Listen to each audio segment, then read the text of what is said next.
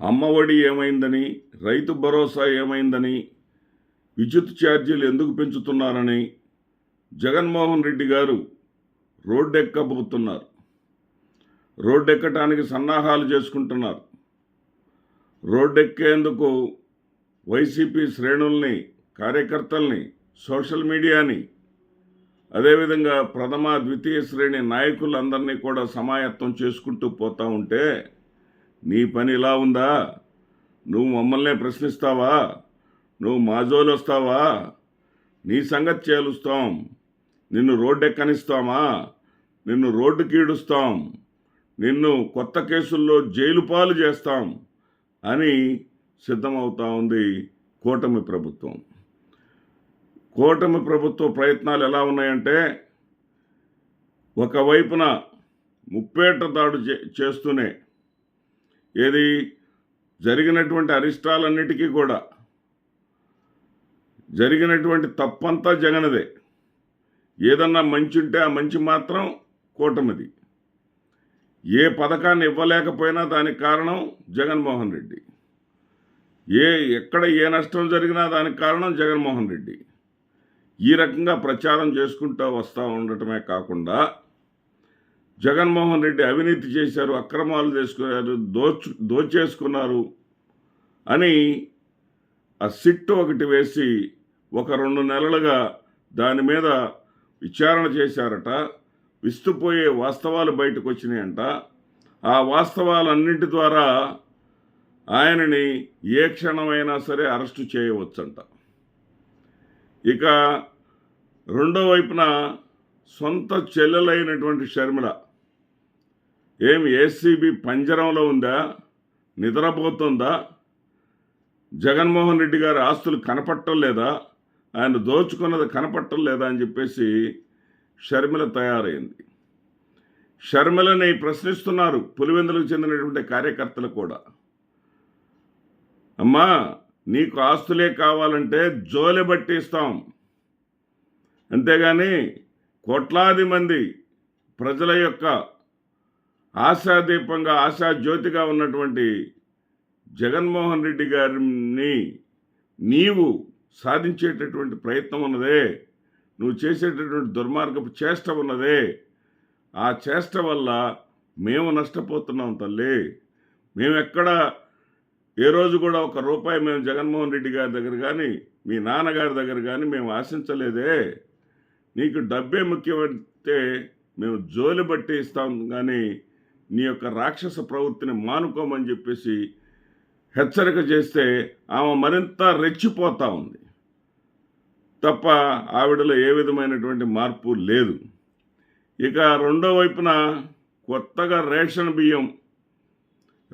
బియ్యం ద్వారంపూడి చంద్రశేఖర్ రెడ్డిని అడ్డుపెట్టి జగన్మోహన్ రెడ్డిని బదనాం చేయాలని అక్కడ కేవీ రావుని దౌర్జన్యం చేసి తీసుకున్నారంట.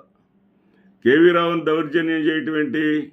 అసలు కేవీ రావుకు దోచిపెట్టడానికే కాకినాడ పోర్టుని, ప్రభుత్వ పరంలో ఉండేటటువంటి కాకినాడ పోర్టుని తీసుకెళ్ళి కేవీ రావుకి వాటా ఇచ్చేశావు, భారీగా వాటా ఇచ్చేశావు. రాష్ట్ర ప్రభుత్వం ఆధ్వర్యంలో జరగాల్సినటువంటి కాకినాడ పోర్టుని కేవలం రాష్ట్ర ప్రభుత్వానికి 22% మాత్రమే ఉంచి మిగిలిన 78% కేవీ రావుకి ఇచ్చేశావు చంద్రబాబు నాయుడు. ఎంత దుర్మార్గమయ్యా ఇదనేది. అవినీతి జలగల్లాంటి వాళ్ళు మీరు. కేవీ రావుని అడ్డు పెట్టుకొని రాష్ట్ర ప్రజల సంపదను దోచేస్తున్నామని ప్రశ్నించినటువంటి పవన్ కళ్యాణ్ గారి చేతనే ఈ డ్రామా ఆడిచ్చి, అదే పవన్ కళ్యాణ్ గారు అయితే చంద్రబాబు నాయుడు యొక్క డబ్బు పిచ్చని, చంద్రబాబు నాయుడు యొక్క బినామీలను అడ్డం పెట్టుకొని ఆస్తులు సంపాదించేటటువంటి విధానాన్ని ప్రశ్నించారో, అదే పవన్ కళ్యాణ్ గారి చేత మరి ప్రచారం చేయించుకోవటం, అదే పవన్ కళ్యాణ్ గారి చేత కేవీ రావుని ఏదో జగన్మోహన్ రెడ్డి గారి మరియు ఆయన టీము బెదిరించినట్టుగా ఈ రోజున అతని చేతే చెప్పించడం శభాష్ చంద్రబాబు నాయుడు అని చెప్పాలి నిజంగా. మరి వాస్తవానికి కేవీ రావు కంప్లైంట్ని సీరియస్గా తీసుకొని సిఐడి వాళ్ళు హడావుడిగా నోటీసులు ఇచ్చేశారు. మరి నోటీసులు ఇచ్చినప్పుడు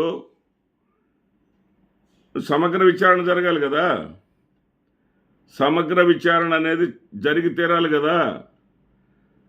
ఈ ఆరోపణల మీద ఈరోజు కూడా కేవీ రావుకి 59% ఉంది. ఏ కంపెనీకైనా సరే 51% వాటా ఉన్నవాడికే గుత్తాధిపత్యం ఉంటుంది. ఈరోజు కూడా కేవీ రావుకే గుత్తాధిపత్యం ఉంది.